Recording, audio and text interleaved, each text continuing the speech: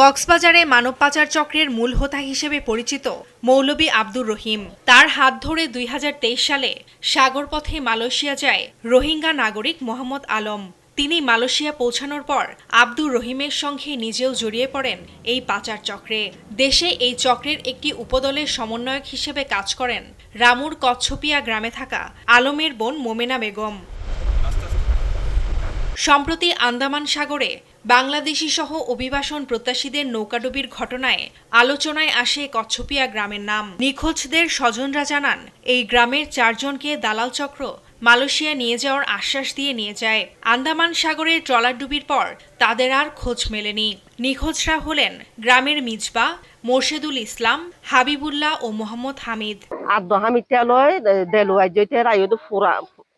যখন জীবন নাই আই এটার শাস্তি চাই দাবা চিন্তা নকরি মায়ে মালয়েশিয়া যাবে চিন্তা নকরিস এমন হয়ে যায় এমন হয়ে যায় মুখে পালা নাড়া তুটি গিয়ে আব্দুল হামিদের সাথে বলতেছি কিভাবে গেছে, ওরা কার সাথে কথা বলছে, তো ও বলতেছে কোনো চিন্তা করতে হবে না, ভালো দালালের সাথে গেছে। অভিযুক্ত মোমেনার বাড়িতে গেলে নানা অজুহাত দেখাতে থাকে তার পরিবার। এ সময় মোমেনা এসে পাল্টা অভিযোগ করে বলেন, পূর্ব শত্রুতার জেরে তাকে মানব পাচারকারী হিসেবে ফাঁসানো হচ্ছে। এমনকি মালয়েশিয়ায় অবস্থানরত তার ভাই মোহাম্মদ আলমের সঙ্গে মুঠোফোনে কথা বললে তিনিও বিষয়টি অস্বীকার করেন। যে সারিগো হওয়া গিয়ে সারিগো মানি নাই নচিনি কিভাবে উদ্দেশ্য কেঙ্গুরি জবাব দিত তারা কি শত্রুতা করে কিল্লা করে নিয়া হন আই নজানি আমার দুঃখ নাই পাঁচত নামাজত পুজো দিতে আছে সারিগো হওয়া আছে।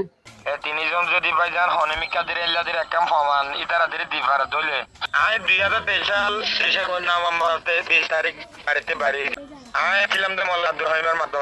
এদিকে সুনির্দিষ্ট অভিযোগ না থাকায় পাচারকারীদের বিরুদ্ধে ব্যবস্থা নেওয়া যাচ্ছে না বলে দাবি করেন রামু থানার পুলিশ কর্মকর্তা।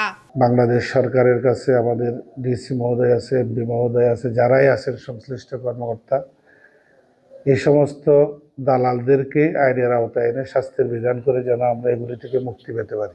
সুনির্দিষ্ট তাহলে তথ্য নিতে হবে। আসলে মুখস্থ কিছু বললে নিরীহ মানুষ হয়তো কি শোনা কথায় তো সবকিছু বলা সম্ভব না। মালয়েশিয়ায় নেয়ার প্রলোভন দেখিয়ে এভাবে মানব পাচারের সঙ্গে জড়িতদের বিরুদ্ধে কঠোর ব্যবস্থা দেখতে চান কক্সবাজারবাসী।